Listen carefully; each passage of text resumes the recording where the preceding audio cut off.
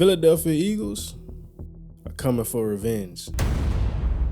Just 2 years ago, they were right there. And if it weren't for a holding call, things could have looked mighty different. Following a Super Bowl appearance where Jalen Hurts went toe-to-toe with Patrick Mahomes, everyone thought that the Philadelphia Eagles were just getting started. At that moment,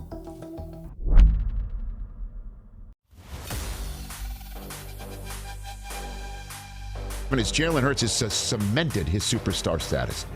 That is definitely a storyline coming out of the Super Bowl. Hurts will run, takes it in, touchdown! We know who won the draft. That's the Philadelphia Eagles. Fly, Eagles, fly. We're going to dominate the next freaking decade. We knew that heading into 2023, things would be a little different with this football team. Got some breaking news in the NFL. The Arizona Cardinals are closing in on making Eagles defensive coordinator Jonathan Gannon their next head coach. Morton, Adam, what can you tell us, guys? And Indianapolis is planning to move in the direction of the Eagles offensive coordinator Shane Steichen, assuming the two sides can get a contract done.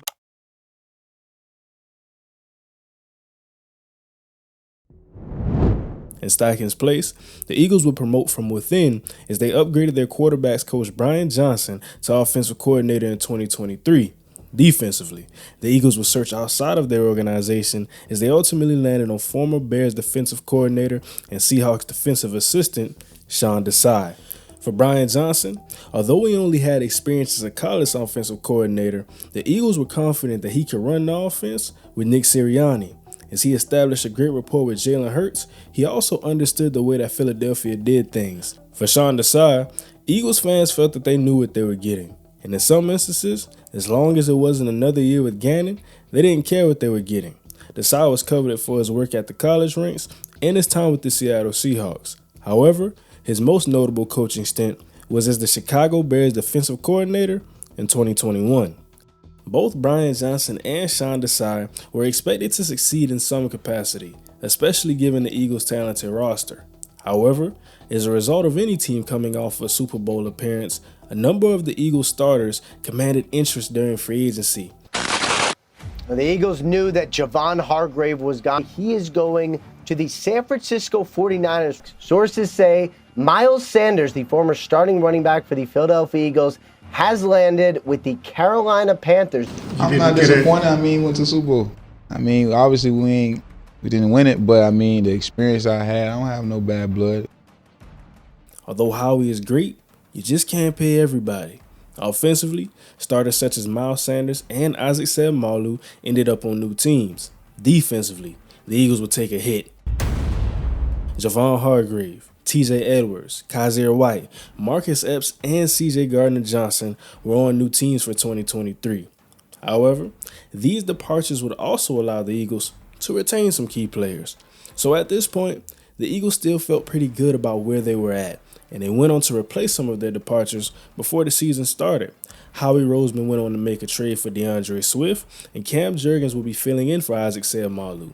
Defensively, the signing of some key veterans and the draft class highlighted by Jalen Carter, Nolan Smith, and Sidney Brown really helped solidify the depth chart. Now, bringing new coordinators into a winning program isn't easy. We break down film all the time and always harp on familiarity and consistency within a scheme. But I say all of that to say, pairing a Jalen Hurts extension with their offseason moves and the talent that was already on the roster, analysts around the world thought the Eagles had a great shot to compete once again. Shady, is anything less than an NFC Championship game disappointing for the Philadelphia Eagles? Jalen Hurts still there? Yes, sir. That's all I got to say.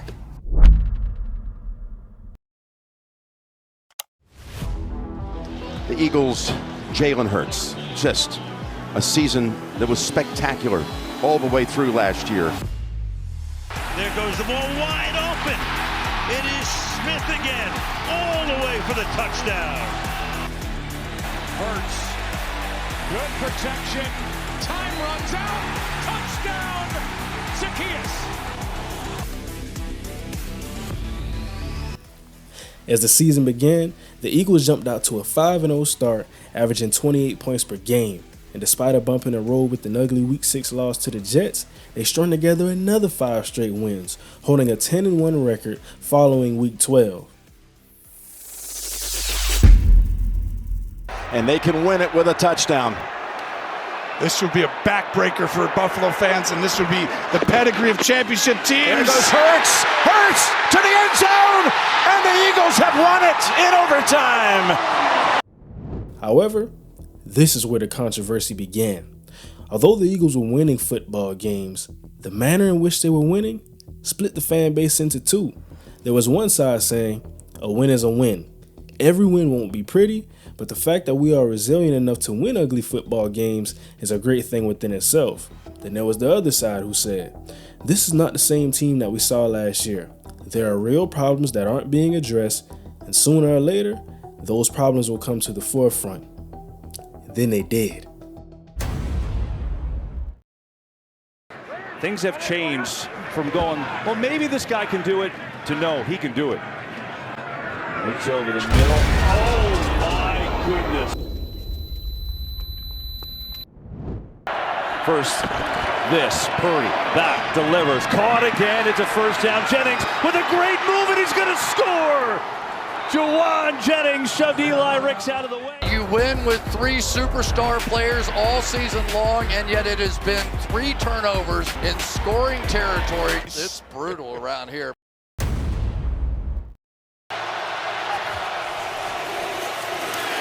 Locke airs it out. Metcalf downfield. He's got it!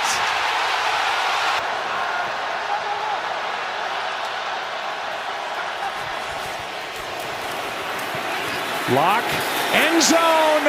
It is caught. Touchdown, Seattle.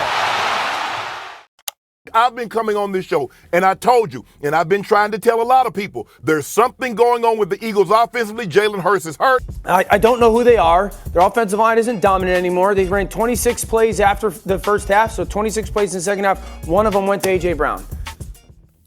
Following 3 straight losses, the Eagles' problems became insurmountable. Offensively, the running game was stagnant. There was a lack of creativity, consistency, and even physicality, the complete opposite of 2022.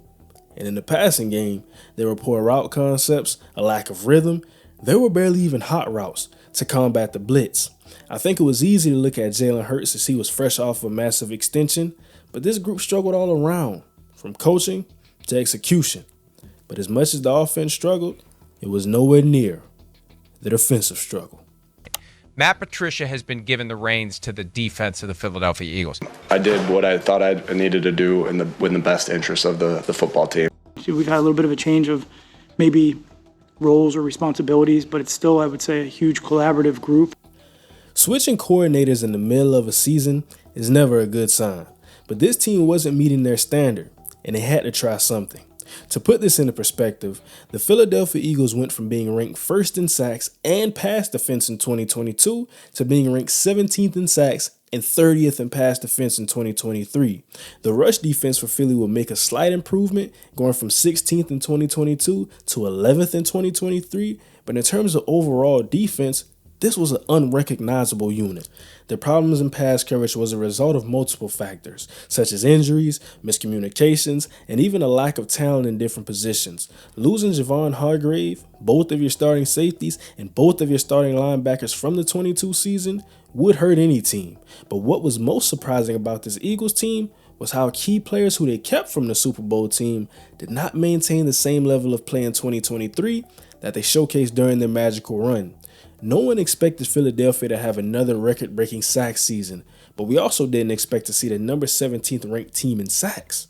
In the secondary, what we know to be the dynamic duo of Darius Slate and James Bradbury all of a sudden became a duo which teams game plan to attack. Additionally, the nickel position was one of the spots for Philly which was severely hampered by injuries. 6 players played over 125 snaps at the position for the Eagles. And while the Eagles were viewed as a team who made a splash at the trade deadline, despite trading for Kevin Byard, their defense was still going to struggle for the rest of the season. After starting off what seemed to be a strong season with the 10-1 start, the Eagles would finish the season losing 5 out of their last 6 games before they would ultimately reach their lowest point in their wild card matchup versus Tampa Bay. The Eagles won the toss. They defer. So that means that the Bucs will start the night with the ball. There at tackle. They do tend to leak pressure in the middle. Here's one caught by Otten. It's 3rd down and 2. And a blitz. Here's their shot. Looked like the ball was tipped. It's 3rd down and 7. Mayfield wide open. There's Moore again. His second catch. Still working through this secondary. And a touchdown, Tampa Bay. No flags. Hurts has got the bad finger. Don't forget about that. Pushed from behind. And he didn't get it. 2nd and 4. Here's another broken tackle. This is the rookie Trey Palmer, and he is gone. Touchdown, Buccaneers. Bradbury missed the tackle, and Trey Palmer did the rest.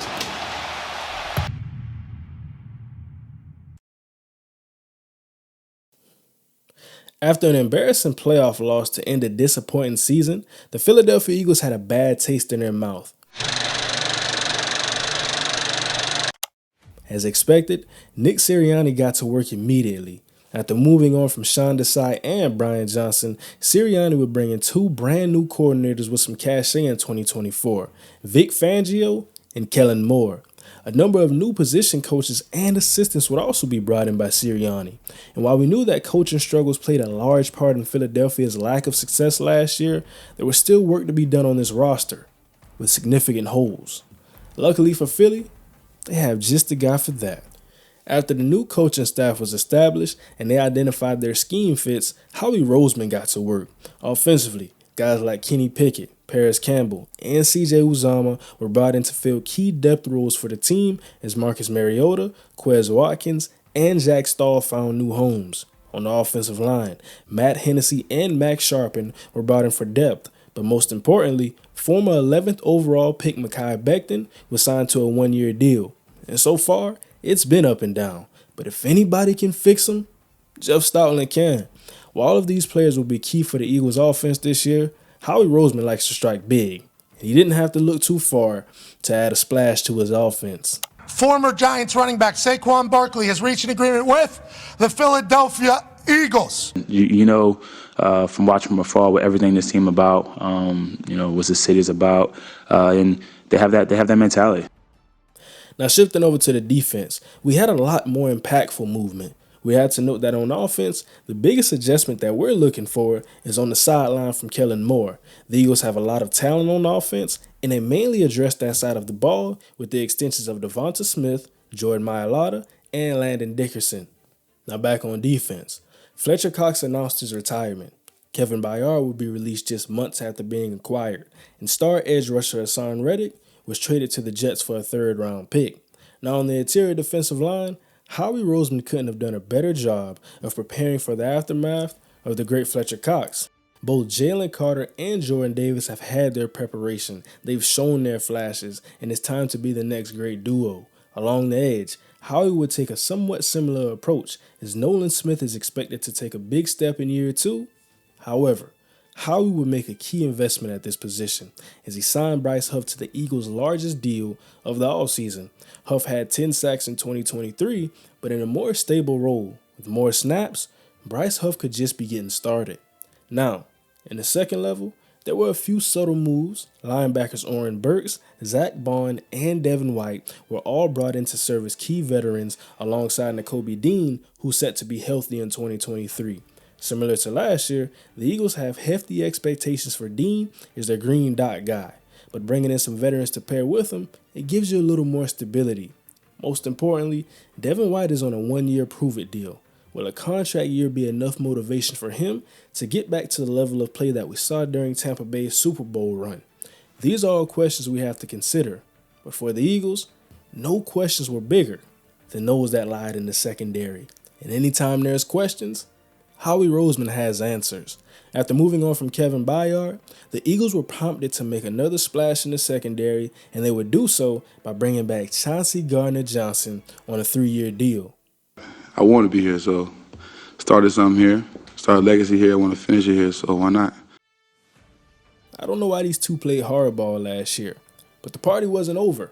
Once the NFL draft rolled around, things really got serious. Cooper is a more valuable player than anybody's going to give him credit for. Number 9 is my top defender in the draft, Quinyon Mitchell, the corner from Toledo. With the 22nd pick in the 2024 NFL Draft, the Philadelphia Eagles select Quinyon Mitchell. The Philadelphia Eagles select Cooper DeJean, DB, Iowa. Now, I don't know if Howie Roseman has some dirt on Roger Goodell, but the NFL continues to let him get away with this. The Philadelphia Eagles drafted both of the players who some scouts had as their number 1 and number 2 corner, and they got one in the second round. Quinyon Mitchell has experience as both a slot and outside corner, while Cooper DeJean can play anywhere from corner to nickel to even safety.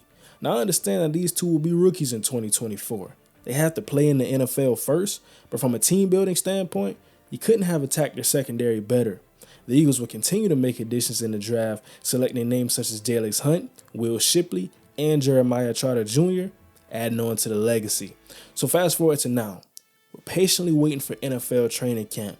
And around this time, it's not rare for teams to have question marks. But with a brand new coaching staff, a retooled roster, and a pissed off leader, I think it's safe to say that the Eagles are coming for revenge.